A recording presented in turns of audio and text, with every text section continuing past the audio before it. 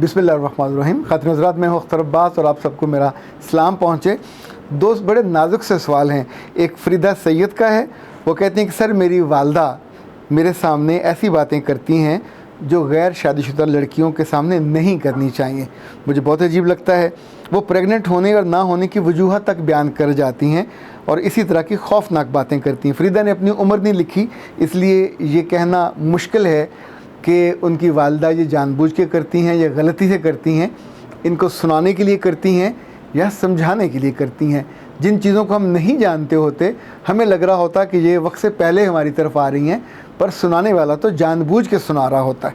दूसरा सवाल जो है अफशा खालिद ने किया है। कहते हैं, सर मेरी उम्र 16 साल है, मेरी कज़न शादीशुदा है। वो मुझे शादीशुदा ज़िंदगी के तमाम अच्छे और बुरे पहलुओं की तफसील बताती है। बाज़ दफ़ा तो बहुत अजीब लग रहा होता है। क्या मैं इसकी तमाम बातें सुन लिया करूं या नहीं? खातिन हज़रात, आपको मैं एक दिलचस्प बात बताऊं। हमारा ख्याल होता है लड़कियों को हर बात का इल्म है, ख़ास तौर पे जो बड़ी बहनें होती हैं। लेकिन अमली तौर पे मैंने देखा है कि ये बच्चियाँ बहुत सी बातें सुनने के बाद भी बिल्कुल गूफ और गामड़ की गामड़ होती हैं, चूँकि वो चीज़ों को कंसीव भी नहीं कर पाती। ये जो बड़ी बहनें या आपकी अजीज़ें या दोस्तें कभी कभी आपसे इस तरह की बातें कर लेती हैं, तो उसमें दो चीज़ें हो सकती हैं। ये भी हो सकता है कि आपको एजुकेट करना चाहें, जो किताब ने नहीं किया या किसी और ने नहीं किया, और ये भी हो सकता है कि उसकी इंटेंशन कुछ और हो। अगर इंटेंशन बुरी होगी तो सुनने के बाद आपके अंदर जो मनफी जज्बात हैं या जो हिस्सियात हैं आपकी उस काम को करने की, वो बेदार होंगी। तो ये आसान सा पैरामीटर है, बैरोमीटर है कि बात सुनते हुए अगर आपके दिल में उल्टे सीधे ख़यालात आने लगें और उन चीज़ों को करने की ख्वाहिश जागे, तो इसका मतलब है कहने वाले का अंदाज़, अल्फाज, डिक्शन वो सारे गलत थे। सो ये आसानी से आप उसका अंदाज़ा भी कर सकते हैं और फ़ैसला भी कर सकते हैं। एक बात और याद रखिएगा, जो बातें आपको अच्छी न लग रही हों, आपकी रूह पे बोझ हों, आपके कानों को बुरी लग रही हूँ, तो वही ना कर देना चाहिए कि सॉरी, ये मौजू बदल देना चाहिए, वहाँ से उठ जाना चाहिए। You can do that. आप नहीं करते तो फिर आप मीसने से होके बातें सुनते रहते हो और बाद में फिर मुझे सवाल करते हो कि सर ये मुझे गंदी गंदी बातें क्यों कर रहे हैं। ये गंदी गंदी बातें करने से सियानों ने मना किया है कि अपने से छोटों और कम उम्रों को नहीं बतानी चाहिए। फिर वो बेचारे परेशान होकर सवाल करते हैं। तैयबा असलम ने लिखा है कि सर ये जो नेक औरतों के बारे में आपने क्लिप बनाया, ये ऐसे औरतें हर घर में होती हैं और हमारे घर में भी हैं, पर इन्हीं के बच्चे फिर दिन में इनको तारे दिखाते हैं। बिन्नते चिश्ती ने लिखा है कि सर बिल्कुल ऐसे ही एक ख़ातून हमारे ससुराल में भी है, वो मेरे सामने है, मेरी निगाहों के सामने, और सीरियसली इसके कॉल व फेल के तज़ाद की वजह से ज़िंदगी बहुत तंग होती है। अच्छा जी, आखिरी सवाल जो इकरा भट्टी ने किया है वो ये है कि सर मैं और मेरा कज़न एक दूसरे को बहुत पसंद करते हैं, लेकिन मेरा कज़न मुझे चाहने के बावजूद दूसरी लड़कियों में भी दिलचस्पी लेता है, तो क्या मुझे उससे शादी कर लेनी चाहिए? इकरा बीबी ज़रूर करनी चाहिए। ये तजुर्बा करने के बाद आपको पता चलेगा कि ऐसे बेवफा बेपेंदे के लोटे कभी अपनी बीवी के नहीं बनते। ये हमेशा दाएं बाएं से निकलते रहेंगे, जगह जगह मुंह मारते रहेंगे। ये कभी भी एक खेत, एक घर और एक बीवी के नहीं हो पाते। जिनकी आंखों में हवस हो, जिनकी आंखों में तलब हो और वो हलमन मज़ीद मांगते रहें। आप सोचिए, आपका नाजुक सा चिड़िया जैसा दिल है और आप एक दरिंदे के हवाले उसको करना चाहते हो, जो जगह जगह मुंह मारता फिरेगा। फिर हर जगह आप रोते फिरोगे, उसे रोकते फिरोगे, फिर वो आपको दुलतियाँ मारेगा, ठुड्डे मारेगा, चूँकि जिस आदत से वो मजबूर है, गुनाह की आदत रुकती नहीं है। ये अपने पूरे बरगोबार लेके आती है।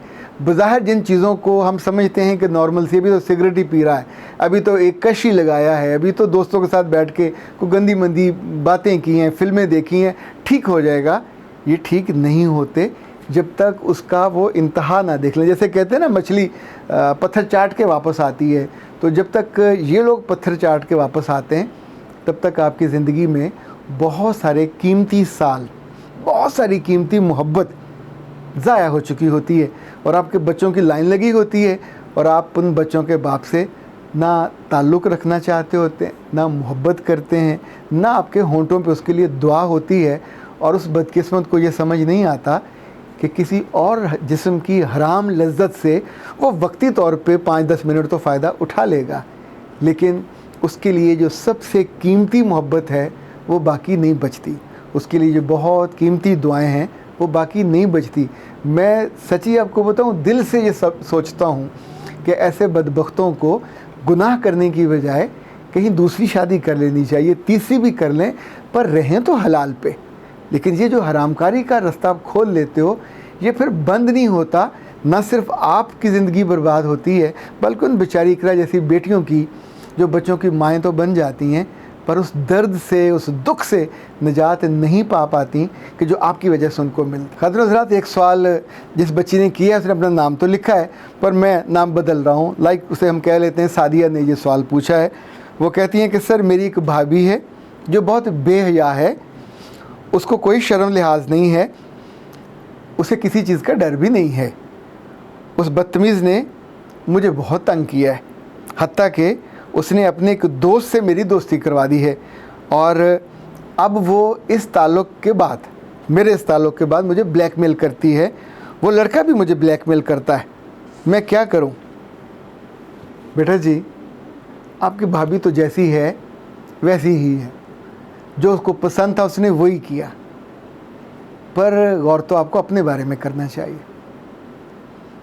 आप वो कपड़ा हो जिसका रंग इतना कच्चा है कि आपकी उम्र जो इन बातों से लग रही है 21-22 साल तो हो गई।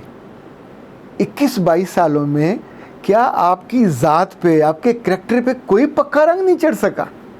यानी एक औरत जिसको आप ख़ुद बेहया कह रहे हो, जिसको आप कह रहे हो कि उसकी शर्म या भी नहीं है, जो जिसका दोस्त भी मौजूद है और वो दोस्त से आपकी दोस्ती करा देती है, ये सारा काम उसने उंगली पकड़ के तो नहीं किया होगा, आपको भंग पिला के तो नहीं किया होगा, कोई नशा करवा के भी नहीं किया होगा। ये सारी चीज़ें आपके सामने होती रहीं। याद रखिएगा, हम वो होते हैं जो करते हैं, हम वो होते हैं जो सोचते हैं, हम वो होते हैं जिस पे रिएक्ट नहीं करते और वो हमारे अंदर घुसा चला आता है और बिलाखिर हम उसको इख्तियार कर लेते हैं। मोहब्बत कब होती है? जब हम इजहार करते हैं। नफ़रत कब होती है? जब हम उसको अंदर से, रूह से, लफ्ज़ों से, जिस्म से, अपने बॉडी पोस्चर से, जेस्चर से कहते हैं कि I hate him, I hate her. और ये सिर्फ चेहरे नहीं होते, काम भी होते। जब आप उनको देखिए, हराम चीज़ देख को क्या आपका दिल चाहता है आप वो हराम खा लो? सूद खाते हुए, हराम गोश्त खाते हुए, किसी मुर्दार को खाते हुए, किसी हराम ताल्लुक़ को बनाते हुए हम और हमारे बड़े सारी उम्र रिज़्क़े हलाल की दुआ करते हैं, हलाल रिश्तों की, हलाल मोहब्बत की, पाकीज़गी की। पर जब भी कोई आपको उस राह से हटा के, यानी आप मोटरवे पे चल रहे थे, आपको उतार के उसने कच्चे में डाल दिया, वहाँ खड्डे ही खड्डे हैं, गंदगी ही गंदगी है, आप अपने चॉइस से अपनी ज़िंदगी की गाड़ी लेके वहाँ जा रहे हो और बुरा भला कह रहे हो भाभी को, तो ये जुल्म तो ना करें। मैं भाभी को इस वक्त बुरा भला नहीं कहना चाह रहा, ये हमारा नुक्ता निगाह, ये हमारा पॉइंट और ये हमारा फोकस है नहीं है। वो सारे लड़के और वो सारी लड़कियाँ जो गलती करते हुए आंखें बंद कर लेती हैं, जो गुनाह करते हुए इल्ज़ाम देने के लिए कंधा किसी और का तलाश करती हैं, उनको ये बात जान रखिएगा कि भाभी अपने कामों की ज़िम्मेदार है। आपका भाई सज़ा दे, आपका ख़ानदान सज़ा दे या रब सज़ा दे, आप जिस बात की ज़िम्मेदार हो, अब अल्लाह के सामने और फरिश्तों के सामने और अपने अमाल के पैमाने में ये नहीं कह सकते कि she was the driving force and she guided me and then I became like a misguided missile और मैं इस रास्ते पे चलती रही। That's not the way to talk, that's not way that to even think. ये कोई जवाज़ नहीं है। हाँ, बर्बादी पे जाना हो तो बिस्मिल्लाह, फिर ये ज़रूर सोचना चाहिए, फिर बहाने बनाने चाहिए और फिर किसी कज़न को, किसी दोस्त को, किसी भाई को, किसी क्लास फेलो को, किसी बॉस को, किसी टीचर को, किसी के भी ज़ुम्मे लगा दें। ला यकल्लिफुल्लाहु नफ्सन इल्ला वुसअहा। आपके लिए वही कुछ है जो आप करते हो, उसका बदला आपको मिलना है। दूसरे के कहे का या दूसरे के आपको मिसगाइड करने का या डिट्रैक्ट करने का वो करेगा, आप अपने का जवाब दोगे। ये मेरी अंडरस्टैंडिंग है आपके बारे में और आपकी भाभी के बारे में। अख्तर अब्बास को इजाज़त दीजिए। अस्सलाम वालेकुम।